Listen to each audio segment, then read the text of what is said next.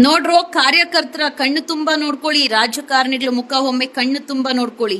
BJP, Congress ಇವರೇ ಅಲ್ವಾ ಇತ್ತೀಚೆಗೆ ರಾಜ್ಯ ಸರ್ಕಾರ ರಾಜೀನಾಮೆ ಕೊಡಬೇಕು, ಕಾನೂನಾತ್ಮಕವಾಗಿ A1, A2, A3 ಆಗ್ಬೇಕು, 11 ಜನ ಬಲಿ ಆಗಿರುವಂತ RCB ಒಂದು ನಿರ್ಲಕ್ಷ್ಯತನ, ಬೇಜವಾಬ್ದಾರಿತನ ಬಂದೋಬಸ್ತಲ್ಲಿ ಇವರೇ ನೇರ ಹೊಣೆ ಅಂತೇಳಿ ಇವರೇ ಅಲ್ವಾ ನರ ನಾಡಿಗಳೆಲ್ಲ ಕಿರ್ಚ್ಕೊಂಡು ಬಂಧನ ಮಾಡಿ ರಾಜೀನಾಮೆ ಕೊಡಿ ಅಂತ ಬೊಗಳ್ತಾ ಇದ್ದಂತವ್ರು. ನೋಡ್ರಿ, ಇವರೆಲ್ಲ ಒಂದೇ ಕಂಡ್ರು. ಇವರು ಪ್ಯಾಷನ್ ಮಾಡ್ಕೊಂಡಿದ್ದಾರೆ ಪಾಲಿಟಿಕ್ಸ್ ನ. ಬಲಿ ಆಗ್ತಾ ಇರೋದು ನಮ್ಮ ಕಾರ್ಯಕರ್ತರು ದ್ವೇಷ, ಜಾತಿ, ಕೋಮು ಗಲಭೆ ತಂದಿಟ್ಕೊಂಡು ಅವನ್ ಜೈ ಇವನ್ ಜೈ, ನಮ್ ಬಾಸ್, ನಮ್ ಫಾಲೋವರ್, ಇವ್ರು, ನಮ್ ಗುರು, ನಮ್ ಶಿಷ್ಯ ಅನ್ಕೊಂಡು ನೀವುಗಳು ಕೋಮು ಗಲಭೆಗೆ ಸಿಕ್ಕಾಕೊಂಡು ನೀವು ಬಲಿ ಆಗ್ತಾ ಇರೋದು.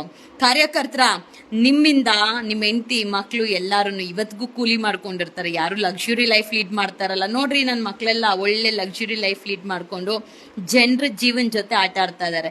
ಹೇಳಕ್ಕೂ ಹಣವನ್ನ ಕಟ್ಟಿ ಸೂತ್ಕ ಇರುವಂತ ನಮ್ಮ ರಾಜ್ಯದಲ್ಲಿ ಸಂಭ್ರಮಾಚರಣೆ ಮಾಡ್ತಾ ಇದಾರೆ. ಇತ್ತೀಚೆಗೆ ಹಾಕಿದ ಕಣ್ಣೀರು, ನವರಂಗಿ ಕಣ್ಣೀರು, ಇವರೆಲ್ಲ ಒಂದೇ.